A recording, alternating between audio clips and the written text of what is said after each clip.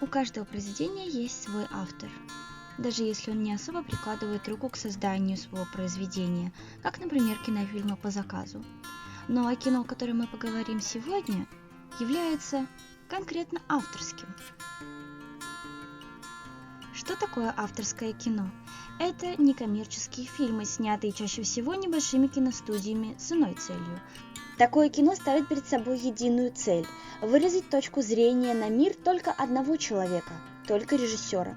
Авторский кинематограф – это кинематограф обретения смысла, возможности выразить себя, свои мысли и чувства.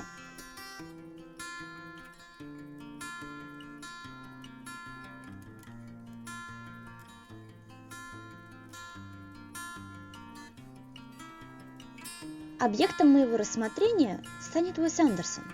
Так почему же я считаю, что фильмография Уэса Андерсона – это авторское кино?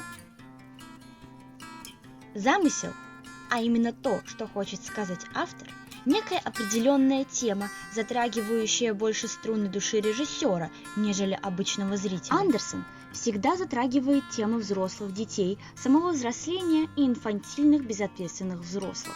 Уэс Андерсон – настоящий друг для любого потерянного взрослого ребенка, ведь каждый его фильм не такой, как все.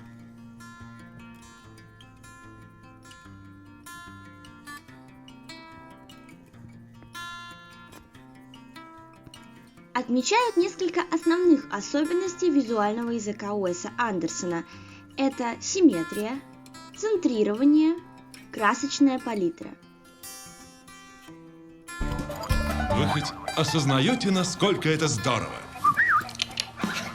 Часто отмечают рукотворность среды в кадре, а именно то, как выглядит на экране пространство, как выстроены интерьеры и как обустроены персонажи в этих интерьерах. То, как гармонично и четко они вписываются в среду, созданную сказочником.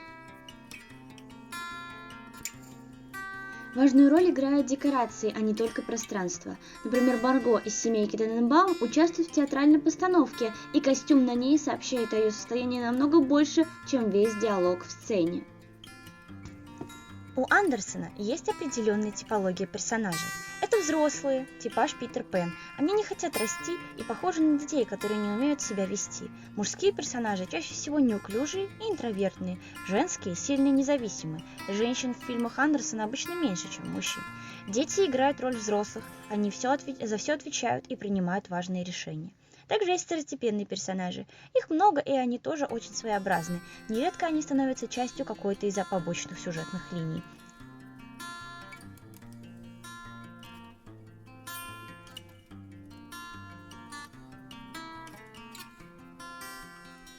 А что насчет мифологического или сказочного замыслов в фильмах?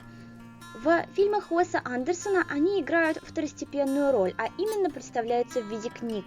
Книги возникают в кино Уэса вновь и вновь. Многие из его персонажей – ненасытные читатели или писатели. В фильмах Андерсона книги представляются утешением, убежищем, неким безопасным местом, куда можно вернуться и которое хранит прошлое героев.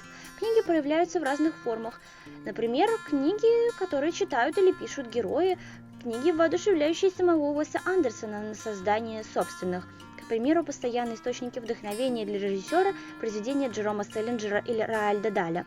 А также в самой структуре фильмов. Очень многие его картины разделены на главы, или же, например, являются вырезками из газеты, как в недавнем фильме «Французский вестник».